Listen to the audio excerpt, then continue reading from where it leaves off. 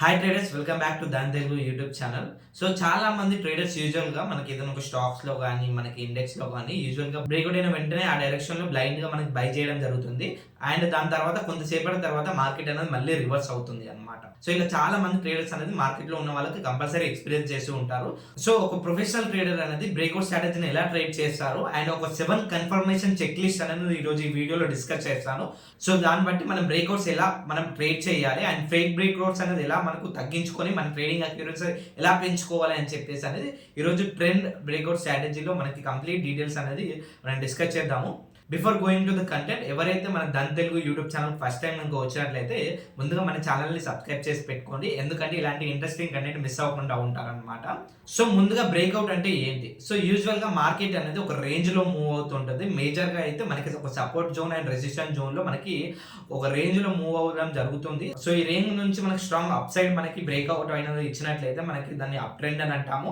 And ఈ range నుంచి down side కనుక ఒక బ్రేక్అవుట్ ఇచ్చిందంటే మనం డౌన్ ట్రెండ్ అని బ్రేక్ డౌన్ అని చెప్పేసి మనకి ఈ 2 strategy breakout and break down అని చెప్పేసి మనం యూజువల్గా మనం చెప్తామన్నమాట. కానీ ప్రతి బ్రేక్అవుట్ అనేది మనకి కంపల్సరీ 100% అక్యురసీ ఉండదు. సో ఇక్కడ మనకి బ్రేక్అవుట్ అయిన వెంటనే చాలా మంది రిటైల్ ట్రేడర్స్ వెంటనే మనకి ఆ బ్రేక్అవుట్ లో మనం ఆ డైరెక్షన్స్ లో మనం ఎంట్రీ తీసుకొని అక్కడ నుంచి మార్కెట్ అనేది మళ్ళీ రివర్స్ అవుతుంది, అంటే అక్కడ మనకి ఫాల్స్ బ్రేక్అవుట్ అనేది జరుగుతుంది అనమాట.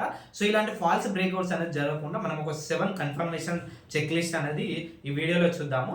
సో ఫస్ట్ వన్ వచ్చేసి ట్రెండ్ కన్ఫర్మేషన్ అనమాట. సో యూజువల్ గా మార్కెట్ లో మనం 10 కన్ఫర్మేషన్ చేయాలన్నా వెదర్ అప్ ట్రెండ్ లో ఉన్నా డౌన్ ట్రెండ్ లో ఉన్నా కానీ యూజువల్ గా మనకి అప్ ట్రెండ్ లో ఉన్నట్లయితే మనకి హయ్యర్ హైస్ హయ్యర్ లోస్ అనేది మనము మార్కెట్ స్ట్రక్చర్ అనేది చూడాలి. So higher highs higher lows అనేది మార్కెట్ స్ట్రక్చర్ అనేది చూడాలి. అదే డౌన్ ట్రెండ్ లో ఉందంటే లోయర్ లోస్ లోయర్ హైస్ అనేది మనకి మార్కెట్ స్ట్రక్చర్ అనేది చూడాలన్నమాట, అదే డౌన్ ట్రెండ్ లో ఉంటాయి. ఓకేనా? సో ఈ విధంగా మనకి ఫస్ట్ మనకి మార్కెట్ స్ట్రక్చర్ ఐడెంటిఫై చేయాలి. ఓకేనా? అండ్ మార్కెట్ ట్రెండ్ ఐడెంటిఫై చేయాలి. ఈ ట్రెండ్ ఐడెంటిఫై చేశాక మనము ఇక్కడ మనం వెబ్సైట్ లో లాగిన్ అయ్యాము, tv.dan.co అనే వెబ్సైట్లోకి. సో దన్ చార్ట్ అనమాట ఇది. సో ఇక్కడ మనకి ఒక షాప్ అనేది ఎగ్జాంపుల్గా తీసుకున్నాను అనమాట. ఇక్కడ మనం ఒక ట్రెండ్ ఐడెంటిఫికేషన్ చేయాలంటే వెదర్ అప్ ట్రెండ్ లో ఉంది డౌన్ ట్రెండ్ లో ఉందా అని చెప్పేసి మనం ఇక్కడ ఈఎంఐ అనే ఇండికేటర్ అని యాడ్ చేద్దాము. సో మూవింగ్ యావరేజ్ ఎక్స్పోనెన్షియల్ అనమాట. సో ఇక్కడ మనకి సెట్టింగ్స్ లోకి వెళ్ళేసి ఇక్కడ లెంత్ దగ్గర 200 అని పెట్టుకోండి. సో ఇక్కడ 200 మూవింగ్ యావరేజ్ అనేది ఉందన్నమాట. సో బేసికల్లీ 200 మూవింగ్ యావరేజ్ ప్రకారంగా మనకి ఫస్ట్ వచ్చేసి మార్కెట్ స్ట్రక్చర్ చూస్తాము. సెకండ్ వచ్చేసి మనకి ఈఎంఐ కన్ఫర్మేషన్ అని తీసుకుంటాం. ఈ 200 ఈఎంఐ పైన ఉంటే మనము బేసికల్లీ అప్ ట్రెండ్ లో ఉందని కన్ఫర్మేషన్ చేసుకుంటాము. సో ఈ అప్ ట్రెండ్ లో మనకి ఆ డైరెక్షన్స్ లో మనకి బ్రేక్అవుట్ అయినట్లయితే, ఆ డైరెక్షన్స్ లో మనకి ప్రైస్ అనేది మూవ్ అవ్వట్లయితే ఆ డైరెక్షన్స్ లో మనము ట్రేడ్స్ అనేది ప్లాన్ చేసుకోవచ్చు అనమాట. అండ్ థర్డ్ వన్ వచ్చేసి రీట్రేస్ట్ అనమాట. ఓకేనా? ఎప్పుడైనా కానీ ప్రైస్ లెవెల్స్, ఇప్పుడు సపోజ్ ఇక్కడ నేను ఒక ప్రైస్ లెవెల్స్ అనేది డ్రా చేస్తాను, ఒక రేంజ్ అని ఒక డ్రా చేస్తాను. సో ఇక్కడ మనకు ఒక బాక్స్ అనేది ఫామ్ అయింది అనమాట. ఓకేనా? సో ఒక రేంజ్లో ఇది ఒక సపోర్ట్, ఇది ఒక రెసిస్టెన్స్, ఇది ఒక సపోర్ట్ అనమాట. సో ఈ రేంజ్లో మనకు ప్రైసెస్ అనేది అప్ అండ్ డౌన్ అనేది మూవ్ అవుతున్నాయి. ఒక్కసారి ఈ లెవెల్ అనేది బ్రేక్అవుట్ అయిన వెంటనే, సో బ్రేక్అవుట్ అయిన వెంటనే మళ్ళీ రీటెస్ట్ రావాలి. ఓకేనా? మళ్ళీ ఇట్లా బ్రేక్అవుట్ అయిన వెంటనే మళ్ళీ రీటెస్ట్ రావాలి. ఈ ప్రైస్ దగ్గర రీటెస్ట్ వచ్చి మళ్ళీ ఇక్కడ రివర్సల్స్ అవుతుంది కదా. సో ఇక్కడ మనం ట్రేడింగ్ ఎంట్రీ తీసుకుంటే అక్కడ మనకి ట్రేడింగ్ అక్యురసీ, ఇన్వెస్ట్మెంట్ అక్యురసీ ఆ డైరెక్షన్లో వెళ్ళడానికి ప్రాబబిలిటీ అనేది చాలా, మీ ట్రెండ్ కన్ఫర్మేషన్ అనేది ఇంకా ప్రాబబిలిటీ ఆ డైరెక్షన్లో సక్సెస్ అవ్వడానికి మనకి బెటర్ ట్రేడింగ్ అక్యురసీ అనేది మీ స్ట్రాటజీలో ఉంటుంది అనమాట. ఓకేనా? ఫస్ట్ వచ్చేసి మనకి ట్రెండ్ కన్ఫర్మేషన్, సెకండ్ వచ్చేసి EMI confirmation, and third one వచ్చేసి రీటెస్ట్ అనమాట. ఓకేనా? అండ్ ఫోర్త్ వన్ వచ్చేసి మనం వాల్యూమ్స్ చూస్తాము. సో వాల్యూమ్స్ వచ్చేసి మనం ఇక్కడ వాల్యూమ్ ఇండికేటర్, మనం వాల్యూమ్ని ఇక్కడ యాడ్ చేసుకుందాము. సో వాల్యూమ్, సో ఈ బ్రేక్అవుట్ అయినాక మనకి హయ్యర్ వాల్యూమ్స్ ఉన్నాయా లేకపోతే వాల్యూమ్స్ తక్కువ ఉన్నాయా అనేది కూడా చూసుకోవాలి. సో ఎప్పుడైనా మనం బ్రేక్అవుట్ అయినప్పుడు మనకి స్ట్రాంగ్ బుల్లిష్ క్యాండిల్ కానీ బేరిష్ క్యాండిల్ ఫామ్ అయినప్పుడు ఆ డైరెక్షన్ మనకు మంచి వాల్యూమ్ మనకి ఉన్నట్లయితే ఆ డైరెక్షన్ ప్రాబిలిటీ అనేది ట్రేడింగ్ అక్యురసీ అనేది బెస్ట్ అక్యురసీ అనేది ఉంటుంది అనమాట. ఓకేనా? అండ్ ఫిఫ్త్ వన్ వచ్చేసి టైం ఫ్రేమ్ అనమాట. ఎప్పుడైనా కానీ మీరు డైలీ, వీక్లీ అండ్ మంత్లీ ఆ టైం ఫ్రేమ్లో చూసుకున్నట్లయితే మీకు better accuracy, time frame higher time ఫ్రేమ్లో మీకు బెటర్ అక్యురసీ అనేది ఉంటుంది.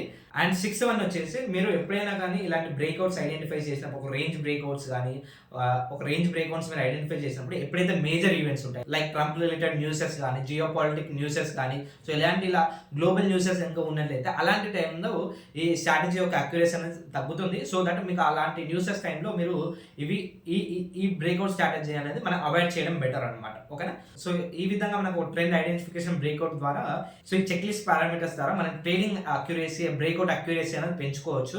సో ఇందులో మనకి ఫస్ట్ వచ్చేసి మార్కెట్ స్ట్రక్చర్ అనమాట. మార్కెట్ అప్ ట్రెండ్ లో ఉందా, డౌన్ ట్రెండ్ లో ఉందా, బేస్డ్ ఆన్ ప్రైస్ యాక్షన్ బట్టి. ఆ ప్రైస్ యాక్షన్ హయ్యర్ హైస్ ఉంటే మనకి up trend higher highs and higher lows ఉంటే మనకి అప్ ట్రెండ్ లో చూసుకుంటాము. డౌన్ ట్రెండ్ లో అయితే lower lows and lower highs అనేది డౌన్ ట్రెండ్ లో చూసుకుంటాము. అండ్ సెకండ్ వన్ వచ్చేసి ఈఎంఐ అనమాట.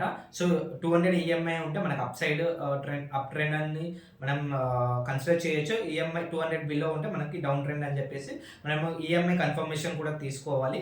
అండ్ థర్డ్ వన్ వచ్చేసి రీట్రెస్ట్ అనమాట. సో మనకి బ్రేక్అవుట్ అయిన వెంటనే మనకి రీట్రెస్ట్ కోసం వెయిట్ చేయాలి. అండ్ ఫోర్త్ వన్ వచ్చేసి మనకి టైం ఫ్రేమ్స్ అనమాట. హయ్యర్ టైం ఫ్రేమ్స్ లో మనకి బ్రేక్అవుట్ స్ట్రక్చర్ కానీ ప్రైస్ యాక్షన్ అక్యురసీ కానీ మనకి చాలా వరకు ఇంప్రూవ్ అవుతుంది. అండ్ బ్రేక్అవుట్ స్ట్రాటజీ యొక్క అక్యురసీ కూడా చాలా వరకు మనకి ఇంప్రూవ్ అవ్వడానికి మనకి అక్యురసీ ఉంటుంది. అండ్ విన్నింగ్ రేట్ కూడా అరౌండ్ మీకు 80 to 90% విన్ అవ్వడానికి అవకాశాలు ఉంటాయి అనమాట. ఓకే. అండ్ ఫిఫ్త్ వన్ వచ్చేసి వాల్యూమ్ అనమాట. వాల్యూమ్ కూడా ఆ డైరెక్షన్ లో వెదర్ అప్ ట్రెండ్ లో అయితే మనకి స్ట్రాంగ్ హై వాల్యూమ్ అనేది ఉండాలి. అండ్ సిక్స్త్ వన్ వచ్చేసి మనకి అవాయిడ్ ద న్యూసెస్ అనమాట. ఓకే. న్యూసెస్ అనేది చాలా వరకు గ్లోబల్ థింక్షన్స్ అవన్నీ న్యూసెస్ అనేది అవాయిడ్ చేయాలన్నమాట. సో ఇలాంటి టైంలో మనకి అన్సర్టనిటీ ఉంటుంది కాబట్టి కొంచెం మనకి అక్యురసీ అనేది తగ్గడానికి అవకాశాలు ఉంటుంది అనమాట. ఓకేనా. అండ్ సెవెంత్ వన్ వచ్చేసి బ్రేక్అవుట్ క్యాండిల్ అనమాట. ఎప్పుడైనా కానీ బ్రేక్అవుట్ క్యాండిల్ క్లోజింగ్ వరకు కంపల్సరీ వెయిట్ చేయాలి. చాలా మంది క్లోజింగ్ వరకు వెయిట్ చేయకుండా ఆటోమేటిక్గా ప్రైస్ క్రాస్ అవ్వగానే వెంటనే జంప్ చేయడం కానీ ఎప్పుడైనా కానీ మార్కెట్లో ఇలాంటి బ్రేక్అవుట్ స్ట్రాటజీ చేసే ముందు ఎప్పుడైనా ప్రైస్ చేస్ చేయకూడదు. కన్ఫర్మేషన్ కోసం వెయిట్ చేసి మాత్రమే మీరు ఆ డైరెక్షన్లో ట్రేడ్ అనేది ప్లాన్ చేయాలి. సో ఆ డైరెక్షన్లో మనం క్యాండిల్ అనేది క్లోజ్ అయిన తర్వాత మాత్రమే మీరు ఆ డైరెక్షన్లో ట్రేడ్స్ అనేది ప్లాన్ చేయాలి. సో దట్ మీకు అక్కడ స్ట్రాంగ్ బుల్లిష్ కన్ఫర్మేషన్ అనేది మీకు ఏర్పడుతుంది. అప్ సైడ్ అయితే లేదంటే డౌన్ సైడ్ అయితే స్ట్రాంగ్ బేరిష్ కన్ఫర్మేషన్ అనేది ఏర్పడుతుంది అనమాట. ఓకే. బ్రేక్అవుట్ క్లోజింగ్ అనేది స్ట్రాంగ్ బ్రేక్అవుట్ క్లోజింగ్ అనేది కూడా చాలా చాలా ఇంపార్టెంట్. సో మీరు ఒక ట్రెండ్ ఐడెంటిఫికేషన్ చేసి మీ బ్రేక్అవుట్ స్ట్రాటజీ యొక్క అక్యురసీ అనేది మనకి సో ఈ చెక్ లిస్ట్ ద్వారా ఒక ప్రొఫెషనల్ ట్రేడర్ ఏ విధంగా చేస్తారో మీ ట్రేడింగ్ లో కూడా మీరు అదే విధంగా ఈ చెక్ లిస్ట్ అనేది ఇంప్లిమెంట్ చేసుకొని సో మీ ట్రేడింగ్ స్ట్రాటజీ యొక్క అక్యురసీ అనేది పెంచుకోవచ్చు. మీరు ఏ స్ట్రాటజీ ఫాలో అవుతున్నా కానీ స్టాక్ మార్కెట్ లో రిస్క్ మేనేజ్మెంట్ అనేది చాలా important. Risk management and position sizing అనేది చాలా ఇంపార్టెంట్ అనమాట.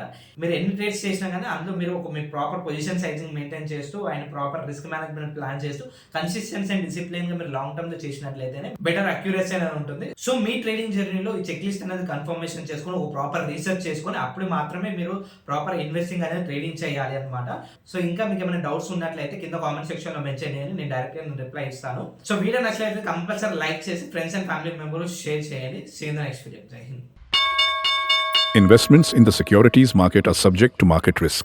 Read all the related documents carefully before investing.